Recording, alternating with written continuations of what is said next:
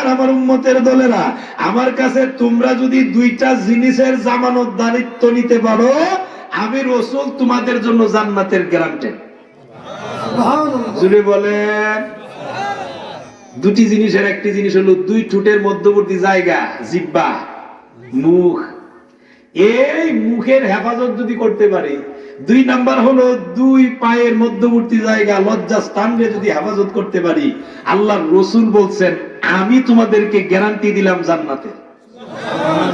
এই জান্নাত কিনার ইচ্ছা আছে না নাই? তাহলে মুখের হেফাজতের দরকার আছে না নাই? এই মুখ দিয়া অনেক মানুষ আছে এত বাজে কথা বলে, আছে না নাই? মাঝে মাঝে দেখবেন ঝগড়া লাগলে, প্রতিবেশীর সাথে ঝগড়া লাগছে, এমন মুখ খারাপ রে বাবা, বলতে বলতে বলতে বলতে এমন বলে আর বলার বাকি নাই।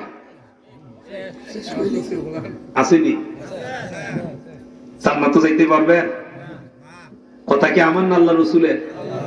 আল্লাহ রাসূল বলছে মুখের হেফাজত করতে হবে, জবানের হেফাজত করতে হবে।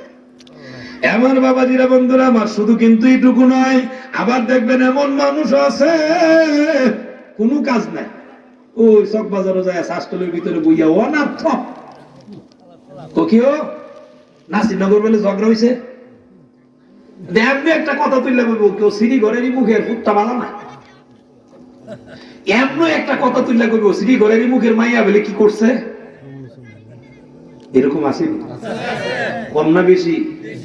এত পরিমাণ বেশি, সব জায়গায়, খালি শ্রীগণ না, সব জায়গায় এত পরিমাণ বেশি। এটা হিংসা, পরশ্রীকাতরতা, মানে পরনিন্দা যেটাকে বলে। এই মানুষের পরনিন্দা করতে করতে করতে করতে নিজের কাম শেষ, জান্নাত কিনার বাকি, আর জান্নাত আর কিনা হয় না। একটা হাদিস শুনাইতাছি, সুবহানাল্লাহ একটু জুড়ে কয় সুবহানাল্লাহ। আল্লাহ রাসূল বলছেন কেউ যদি তোমারে গালি দেয়, তুমি যদি শুনো, কেউ যদি তোমার সমালোচনা করে, তুমি তার বাড়িতে মিষ্টি কিনা নিয়ে যাইবে। আরো জোরে কর না সুবহানাল্লাহ। কি কিনা নিয়ে যাইতেন? কেন? কেন? আপনি আমার যদি সমালোচনা করেন, গুনার ভাগীদার আপনি হইছেন, আমার গুনাহ আপনি নিতেছেন, আমার গুনাহ নিতেছেন, আপনি আমার গুনাহ নিতেছেন, আর আমি আমার নেক আমল বাড়তেছে। আর যখন নেক আমল বাড়ে, এই কারণে ওই লোকটা যে আপনার এত বড় উপকার করছে, এই লোকটারে মিষ্টি খাওয়ানোর দরকার আছে না নাই? এই জন্য আপনি তার জন্য মিষ্টি কিনে নিয়ে যান, তারে মিষ্টি খাওয়ান। সুবহানাল্লাহ জুড়ে বলেন, আরো জুড়ে বলেন আল্লাহু আকবার। তাহলে কিনা নিলে আপনি দিলে লাভ না লস? আর এই লাভটা সবাই আমরা বুঝি, লাভ চায়, লাভ নিতে চায়, কিন্তু লাভটা নিতে গেলে জবানের হেফাজত করতে হবে। সুবহানাল্লাহ জুড়ে বলেন। বাবাজিরা, বন্ধুরা আমার, আল্লাহর রাসূলের কাছে গেলেন, ইয়া রাসূলুল্লাহ, ইয়া হাবিবাল্লাহ, নবী গো, আমাদের সমাজের ভিতরে একজন মানুষ আছে, যেই মানুষের মুখ ভালো না, কিন্তু দান খয়রাত করে বেশি। কি করে বেশি? দান খয়রাত খুব বেশি বেশি করে, কিন্তু মুখ ভালো না। বুঝছেন নি? মুখটা খুব খারাপ। দেখবেন আপনার আমার সমাজের ভিতরে এমন লোক আছে, আপনার প্রতিবেশী কেন একটু পানি গেছে, একটু পানি কেড়ে গেল, ধরেন একটা বাথরুমে পানি ছিটাতে ফেলাই দিছে, কেড়ে গেল, শুরু করে দিছে। আসেনি? হ্যাঁ, নাউজুবিল্লাহ নাউজুবিল্লাহ, এমন সব কথাও বলে, তোরটা তুই থামায় রাখতারস না, আমার বাসা নাই আর কেমনি বলার সুযোগ নাই, বলা যাবে না। এমন কথাও বলনেওয়ালা নারী আমগো সমাজে আসেনিও।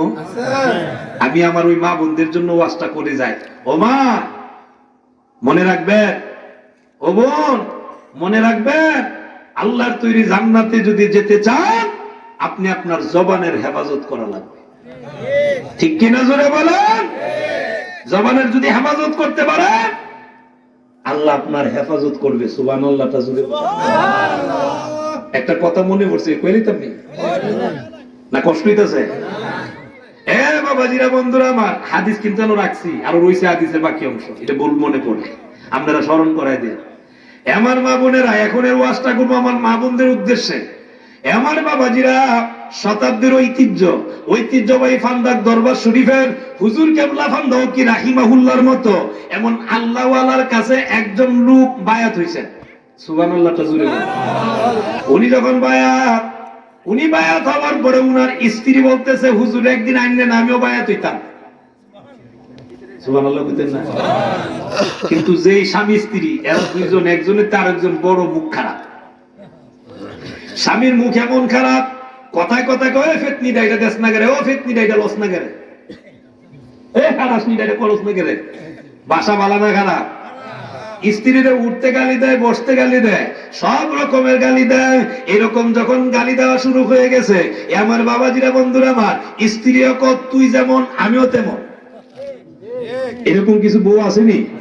স্বামী যদি কয় খাদাসটা খাদাস খাদাসনি,